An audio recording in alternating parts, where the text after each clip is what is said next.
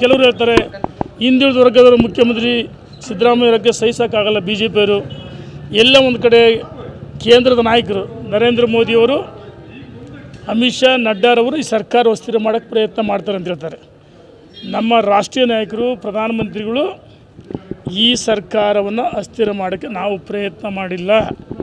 ಸ್ವಯಂಕೃತ ಅಪರಾಧದಿಂದ ಸರ್ಕಾರ 100% ಪತನ ಆಗುತ್ತೆ. ಸಿದ್ದರಾಮಯ್ಯನವರಿಗೆ ಬಾಹ್ಯ ಬೆಂಬಲ ಕೊಡ್ತಾ ಇದ್ದಾರೆ. ಒಳಗಡೆ ನಾನು ಮುಖ್ಯಮಂತ್ರಿ ಆಗಬೇಕು ಅಂತೇಳಿ ಎಲ್ಲರೂ ರೇಸ್ನಲ್ಲಿ ಓಡ್ತಾ ಇದ್ದಾರೆ. ಇನ್ನೊಂದು ಕಡೆ ಅನೇಕ ಸಚಿವರು, ಗಾಣಿಗ ರವಿ ಅವರು 100 ಕೋಟಿ ಆಫರ್ ಮಾಡಿದ್ದಾರೆ ಬಿ ಜೆ ಪಿಯವರು ಅಂತ ಹೇಳ್ತಾರೆ. ನಾಚಿಕೆ ಆಗಬೇಕಲ್ವ?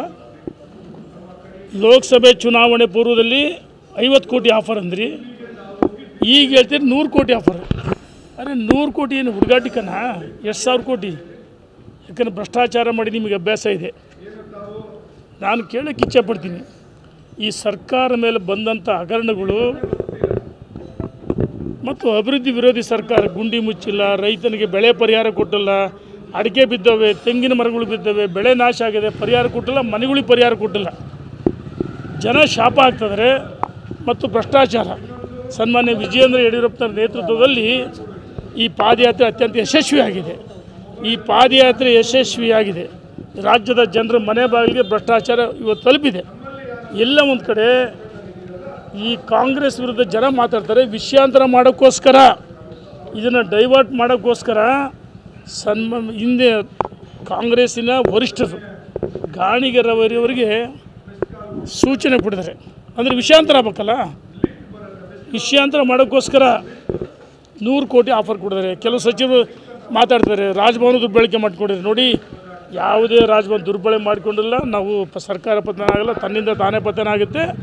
ನಾನು ಗಾಣಿಗ ರವಿಯವರಿಗೆ, ಸಚಿವರುಗಳಿಗೆ, ಮುಖ್ಯಮಂತ್ರಿಗಳು ಕೇಳೋಕ್ಕೆ ಇಚ್ಛೆಪಡ್ತೀನಿ, ಯಾವ ಸಂದರ್ಭದಲ್ಲಿ ಭಾರತೀಯ ಜನತಾ ಪಾರ್ಟಿಯ ನಾಯಕರು ನಿಮಗೆ ಕರೆ ಮಾಡಿದ್ರು, ಸಮಯ ಮತ್ತು ಎಷ್ಟು ಗಂಟೆ ತಿಳಿಸ್ಬೇಕಲ್ವ? ಅಥವಾ ನಿಮ್ಮ ಹತ್ರ ಆಡಿಯೋ ಬಿಡುಗಡೆ ಮಾಡಿರಿ, ದಾಖಲೆ ಬಿಡುಗಡೆ ಮಾಡಿರಿ. ನಾನು ಈಗಲೂ ಕೇಳ್ತೀನಿ, ನಿನ್ನೆನೂ ಮಾಧ್ಯಮ ಸ್ನೇಹಿತರ ಜೊತೆ ಮಾತಾಡಿದ್ದೆ.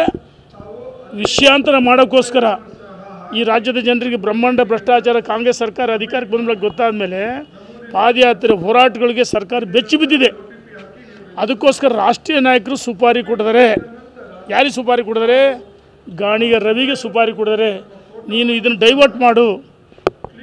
ನಾವು ಹೇಳ್ತಿದ್ದೀವಿ, 100 ಕೋಟಿ ಆಫರ್ ಕೊಟ್ಟಿದ್ದು ಯಾರು?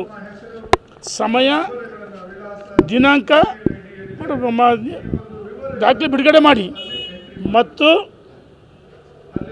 ನಿಮ್ಮ ಹತ್ರ ಗೃಹ ಇಲಾಖೆ ಇದೆ, ದೂರು ಕೊಡ್ರಿ, ಅಂತಾರೆ ಬಂಧಿಸ್ಲಿ. ಅಥವಾ ಇಡಿ, IT ತನಿಖಾ ಸಂಸ್ಥೆಗಳಿಗೆ ದೂರು ಕೊಡ್ಬೋದಲ್ಲ? ಯಾಕೆ ದೂರು ಕೊಡ್ತಲ್ಲ? ನಾಟಕ ಮಾಡ್ತೀರಾ? ಇಂದು 50 ಕೋಟಿ ಅಂತ ಹೇಳಿದ್ರಿ, ಈ 100 ಕೋಟಿ ಹೇಳ್ತೀರಿ, ಇನ್ನೊಂದು ಸ್ವಲ್ಪ 1000 ಕೋಟಿ ಅಂತ ಹೇಳ್ತೀರಿ. ಅರೆ, ನಿಮ್ಮ ಯೋಗ್ಯತೆಗೆ ಅಭಿವೃದ್ಧಿ ಮಾಡಿಲ್ಲ ಸರ್ಕಾರ. ಇವತ್ತು ಜನ ಬೈತಾದ್ರೆ, ಶಾಪ ಆಗ್ತಾರೆ, ಆದಿಲ್ ಬೀದಿಲಿ. ಅದಕ್ಕೋಸ್ಕರ ಇಂಥ ನಾಟಕ ಮಾಡ್ತೀರಾ?